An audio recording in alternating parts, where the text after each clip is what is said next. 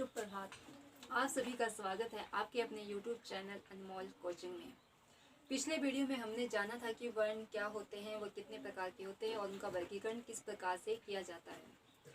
पिछले हमने जाना था कि वर्ण वह मूल ध्वनि होती है जिसके आगे टुकड़े या खंड नहीं किए जा सकते हैं, और वर्ण जो है वह भाषा की सबसे छोटी लिखित इकाई है और ध्वनि भाषा की सबसे छोटी मौखिक इकाई होती है। देखिए, वर्णों के प्रकार वर्ण होते हैं दो प्रकार के, एक स्वर वर्ण और दूसरा व्यंजन वर्ण। तो आज हम इस वीडियो में जानेंगे कि स्वर वर्ण क्या होते हैं और उनका वर्गीकरण किस प्रकार से किया जाता है। ठीक है, स्वर होते हैं स्वतंत्र वर्ण, स्वर वर्ण होते हैं स्वतंत्र वर्ण, स्वतंत्र वर्ण। स्वर वर्ण होते हैं स्वतंत्र वर्ण। क्योंकि ये स्वतंत्र क्यों होते हैं? क्योंकि जब हम इनका उच्चारण करते हैं तो इनके उच्चारण करने में अन्य किसी भी ध्वनि या वर्ण की आवश्यकता नहीं होती है, इसलिए इन्हें स्वतंत्र वर्ण कहा जाता है। और वर्ण होते हैं, हिंदी भाषा में स्वरों की संख्या है 11 अ से अ तक। अ, आ, इ, उ, रि, ऐसे ही नहीं करते हैं मिस्टर साहब भी साइज पंखा लगे सर अ से औ तक 11 वर्ण होते हैं जिन्हें हम स्वर कहते हैं। ठीक है, एग्जाम में क्वेश्चन इस प्रकार से बनता है कि मानक स्वरों की संख्या कितनी है। तो मानक स्वर भी इन्हें ही कहा जाता है। मानक की मतलब कि प्रमुख स्वर कितने होते हैं, तो हिंदी भाषा में प्रमुख स्वरों की संख्या है या मानक स्वरों की संख्या है 11। ठीक है, आगे स्वर का वर्गीकरण, स्वरों का वर्गीकरण अनेक प्रकार से किया जाता है। जैसे जितने भी निम्न प्रकार से किया जाता है, जैसे उच्चारण काल के आधार पर, जीभ के प्रयोग के आधार पर, मुख द्वार के खुलने के आधार पर, ओंठों की स्थिति के आधार पर, हवा के नाक व मुंह से निकलने के आधार पर और घोषत्व के आधार पर। अब इन्हें एक एक करके पढ़ेंगे कि पहला है उच्चारण काल के आधार पर। काल अर्थात समय, मतलब कि उच्चारण करने में हमें कितना समय लगता है, उसके आधार पर स्वरों का वर्गीकरण 3 प्रकार से किया जाता है। ह्रस्व स्वर, दीर्घ स्वर, प्लुत स्वर। पहला है ह्रस्व स्वर। ह्रस्व का मीनिंग होता है, ह्रस्व का अर्थ होता है कम, अर्थात ह्रस्व स्वर वे स्वर होते हैं जिनका उच्चारण करने में कम समय लगता है। ठीक है, इसमें आते हैं अ, ई, उ, रि। ये 4 स्वर वर्ण आते हैं जिन्हें हम ह्रस्व स्वर कहते हैं। दूसरा है दीर्घ स्वर। दीर्घ अर्थात बड़ा, दीर्घ अर्थात ज्यादा या बड़ा। ठीक है, मतलब कि ऐसे स्वर वर्ण अर्थात ऐसे स्वर वर्ण जिनका उच्चारण करने में हमें ज्यादा समय लगता है, उन्हें दीर्घ स्वर कहते हैं। जैसे इसमें आते हैं बड़े अक्षर, ठीक है, जैसे आ, ई, उ, ए, ऐ, ओ, औ। ये 7 स्वर वर्ण हैं जो हमारे दीर्घ स्वर के अंतर्गत आते हैं। अगला है प्लुत स्वर। प्लुत स्वर वे स्वर होते हैं जिनका उच्चारण करने में बहुत ज्यादा समय लगता है। इसका प्रयोग अधिकतर, प्लुत स्वर का प्रयोग अधिकतर संवाद में, नाटक के संवादों में किया जाता है। नाटक के संवादों में किया जाता है। प्लुत स्वर का प्रयोग अधिकतर नाटक के संवादों में किया जाता है। आप लोगों ने देखा होगा कई बार जहाँ ये नाटक के संवाद लिखे होते हैं, वैसे बीच में ये इसको पढ़ते हैं अ, मतलब कि अ की साउंड आती है। जैसे हम लिखने को हम लिखते हैं राम, लेकिन जब इसका उच्चारण करेंगे तो ये शब्द बहुत लंबा जाता है, राम। ठीक है, तो प्लुत स्वर होते हैं मतलब कि जिनका उच्चारण करने में हमें बहुत ज़्यादा समय लगता है। ये 3 प्रकार हैं जो उच्चारण काल के आधार पर, मतलब कि उच्चारण करने के समय के आधार पर स्वरों का वर्गीकरण किया गया है 3 प्रकार से। ह्रस्व स्वर, दीर्घ स्वर और प्लुत स्वर। ह्रस्व मतलब कि कम, दीर्घ मतलब कि ज्यादा। जिनका उच्चारण करने में हमें कम समय लगे उन्हें ह्रस्व स्वर कहते हैं, और जिनका उच्चारण करने में ज्यादा समय लगे उन्हें दीर्घ स्वर कहते हैं। ठीक है, तो उच्चारण काल के सेकंड नंबर जीभ के प्रयोग के आधार पर, अर्थात कि जब हम स्वर वर्णों का प्रयोग करते हैं तो हमारी जीभ कैसे कार्य करती है, इसके आधार पर स्वरों का प्रयोग, स्वरों का वर्गीकरण 3 प्रकार से किया जाता है। अग्र स्वर, मध्य स्वर और पश्च स्वर। अग्र अर्थात आगे, अग्र अर्थात आगे, मतलब कि ऐसे स्वर वर्ण जिनका उच्चारण करने में हमारे जीभ का अगला हिस्सा कार्य करे, उन्हें कहते हैं अग्र स्वर। इसके अंतर्गत वर्ण आते हैं ई, ए, ऐ। ठीक है। और दूसरा हमारा मध्य स्वर। मध्य स्वर अर्थात मध्य मतलब बीच में, बीच मतलब कि ऐसे स्वर वर्ण जिनका उच्चारण करने में हमारी जीभ का बीच वाला हिस्सा कार्य करता है उसे कहते हैं मध्य स्वर। इसके अंतर्गत वर्ण आता है हमारा अ। अगला है पश्च स्वर। पश्च अर्थात पीछे, पश्च अर्थात पीछे मतलब कि जिन स्वर वर्णों का उच्चारण करते हैं इसमें हमारे जीभ का पिछला हिस्सा कार्य करता है उन्हें पश्च स्वर कहते हैं। इसके अंतर्गत वर्ण आते हैं आ, उ, ओ, औ और आ। ये हमारा एक अंग्रेजी भाषा का शब्द है। आ ये अंग्रेजी भाषा का शब्द है और बाकी है हिंदी भाषा के। ठीक है, तो ये सभी स्वर आते हैं पश्च स्वर में। ये तो थे हमारे जीभ के प्रयोग के आधार पर 3 प्रकार के स्वरों का वर्गीकरण 3 प्रकार से किया जाता है, अग्र स्वर, मध्य स्वर और पश्च स्वर। अग्र अर्थात आगे, मध्य अर्थात बीच वाला हिस्सा और पश्च अर्थात जिसमें जीभ का पीछे वाला हिस्सा कार्य करता है उन्हें पश्च स्वर कहते हैं। अगला मुख्य प्रकार है मुख द्वार के खुलने के आधार पर। मुख द्वार मतलब कि हमारा मुख किस प्रकार से खुलता है उसके खुलने के आधार पर वर्णों का वर्गीकरण किया जाता है 4 प्रकार से। संवृत, संवृत, अर्धविवृत, संवृत और अर्धसंवृत। विवृत अर्थात खुलना,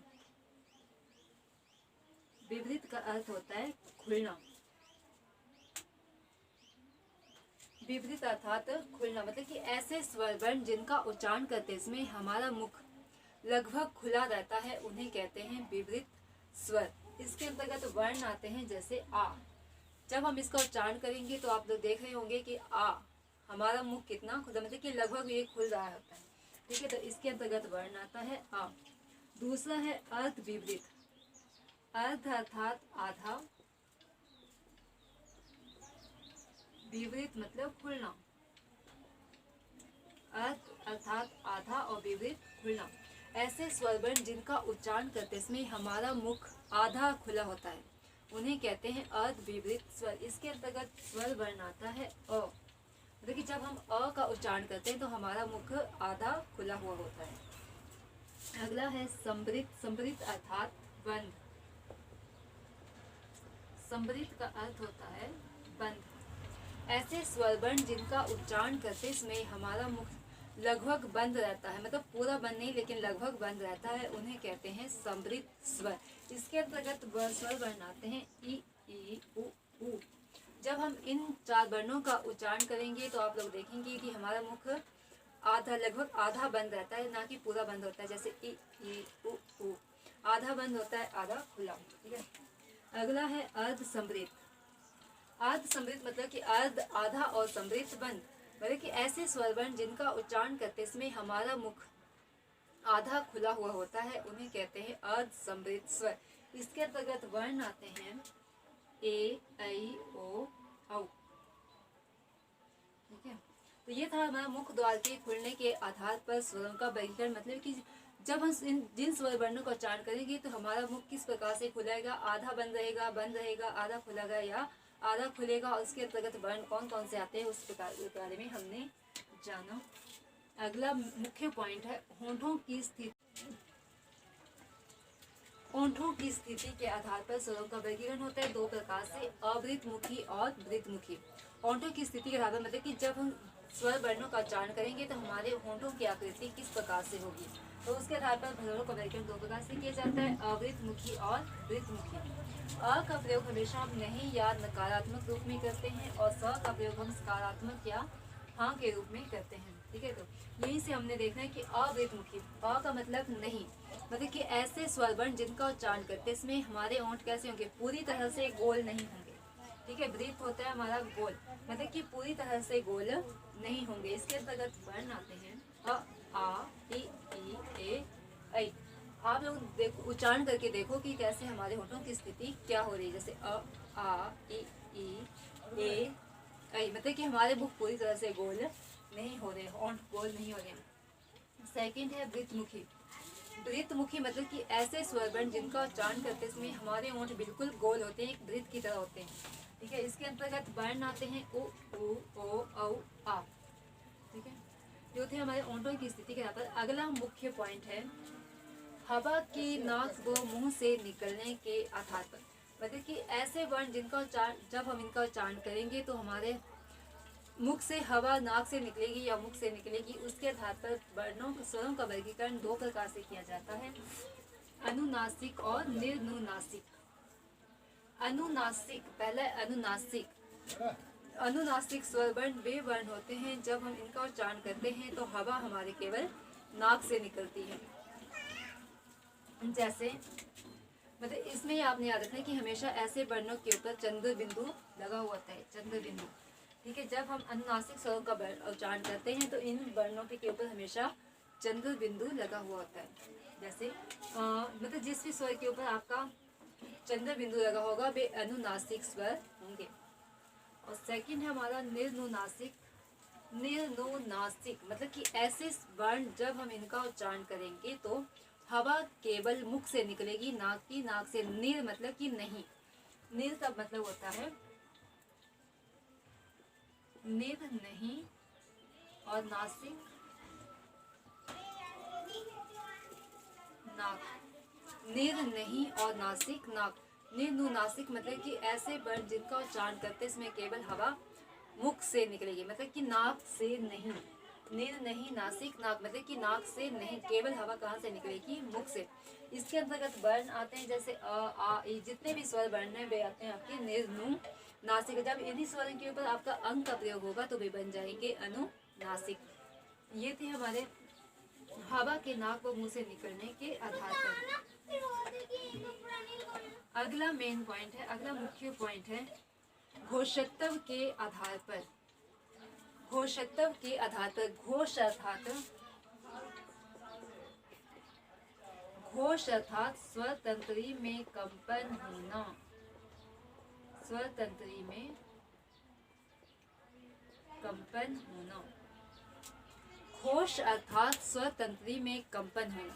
तो स्वतंत्री के कंपन के आधार पर स्वरों का वर्गीकरण किया जाता है। एक मतलब कि सघोष, ठीक है। जितने भी हमारे स्वर वर्ण हैं वे सभी सघोष ध्वनियाँ हैं, मतलब कि जब हम इनका उच्चारण करते हैं तो हमारे स्वतंत्री में कंपन होता है। स्वतंत्री होती है मतलब कि जो भी हमारे बोलने में सहायक होते हैं, जैसे मुंह, जीभ, दांत वगैरह, ये सभी जो हैं इनमें कंपन होता है, ठीक है। तो आज हमने जाना कि स्वर क्या होते हैं और इनका वर्गीकरण किस प्रकार से किए जाते हैं। चलो एक बार हम इसको रिकॉल करते हैं कि हमने क्या क्या पढ़ा। आज हमने जाना कि स्वर होते हैं, स्वर भी स्वर एक स्वतंत्र प्रकार के वर्ण होते हैं जिनका उच्चारण करने में हमें अन्य किसी भी ध्वनि या वर्ण की आवश्यकता नहीं होती है। और हिंदी भाषा में स्वरों की संख्या है 11, या फिर हम कहें कि मानक स्वरों की संख्या है तो वो भी है 11। स्वरों का वर्गीकरण अनेक प्रकार से किया जाता है, जैसे कि हमने देखा पहला था हमारा उच्चारण काल या मात्रा के आधार पर। इसके आधार पर स्वर है हमारे 3 प्रकार के, ह्रस्व स्वर, दीर्घ स्वर और प्लुत स्वर। ह्रस्व अर्थात कम, मतलब कि ऐसे स्वर वर्ण जिनका उच्चारण करने में हमें कम समय लगता है उन्हें कहते हैं ह्रस्व स्वर। और दीर्घ स्वर अर्थात दीर्घ अर्थात ज्यादा, मतलब कि ऐसे स्वर वर्ण जिनका उच्चारण करने में हमें ज्यादा समय लगता है उन्हें कहते हैं दीर्घ स्वर। और प्लुत स्वर, प्लुत मतलब कि बहुत ज्यादा, हम कह सकते हैं कि ह्रस्व से तिगुना समय लगता है, ठीक है। इनका प्रयोग अधिकतर नाटक के संवादों में किया जाता है।